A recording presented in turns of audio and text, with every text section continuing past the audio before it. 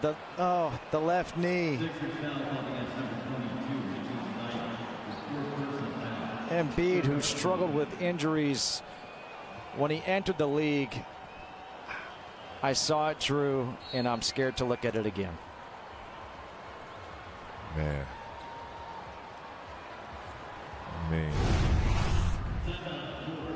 Watch the left knee. Oh. No. You just hope he's okay.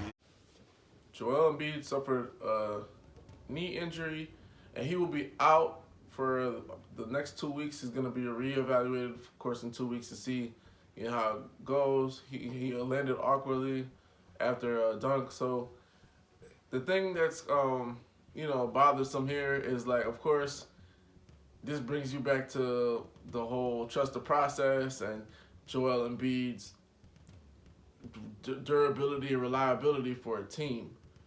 But make no mistake about this Joel Embiid injury.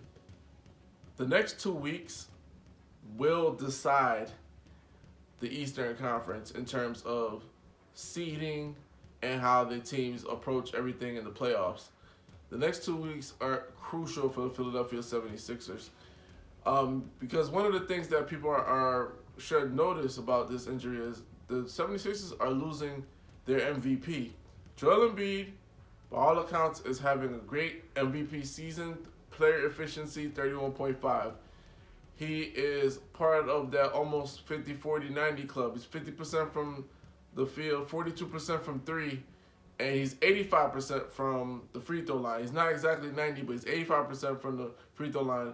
And the last person to have those comparable numbers was Steph Curry, and that was during his unanimous MVP season. So the 76ers are losing their MVP candidate, and they're sitting at first in the Eastern Conference, and right below them is Brooklyn.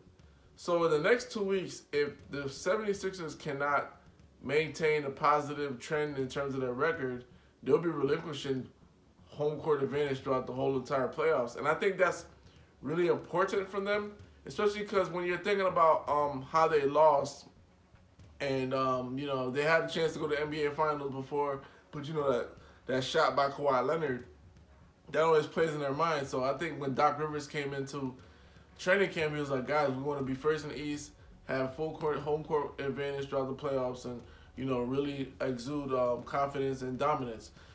And shout out to Doc Rivers. A lot of people aren't giving him a lot of credit, but he has really improved that team a lot. Especially, like, you got to think about this. He has a Defensive Player of the Year candidate and Ben Simmons, and he has an MVP candidate and Joel Embiid.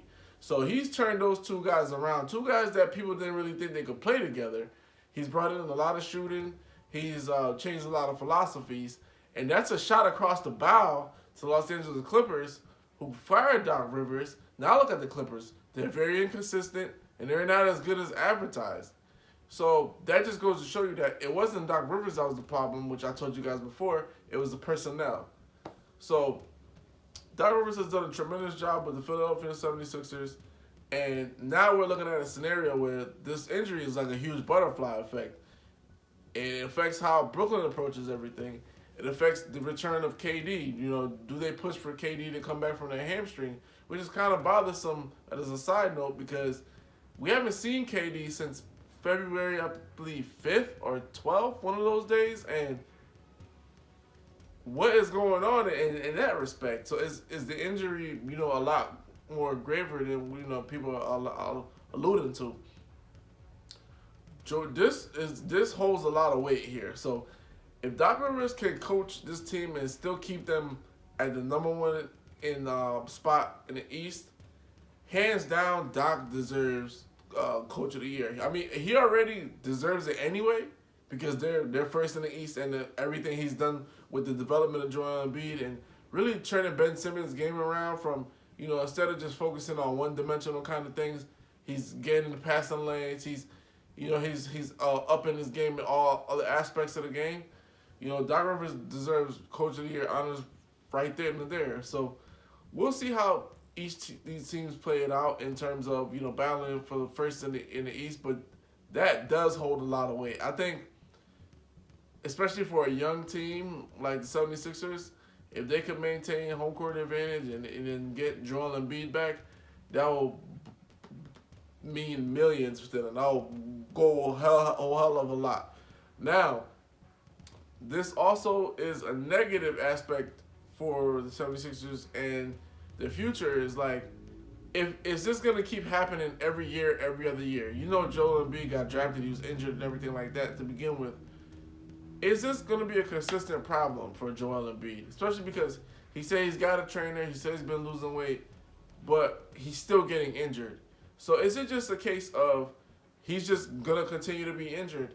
And if that's the case, then we're going to have to do similar to what Brooklyn did, how they bolstered up KD with a lot of other pieces, and they kept trading and trying to make the team. So for Philly, they're going to have to look at it like this. Like, if Joel Embiid consistently gets hurt, we need to get another big man that can kind of shoulder the load. We need to keep consistently, like, bettering the team. We can't necessarily keep him as a cornerstone because the cornerstone of the table keeps getting injured. So that's something as well that they have to factor in.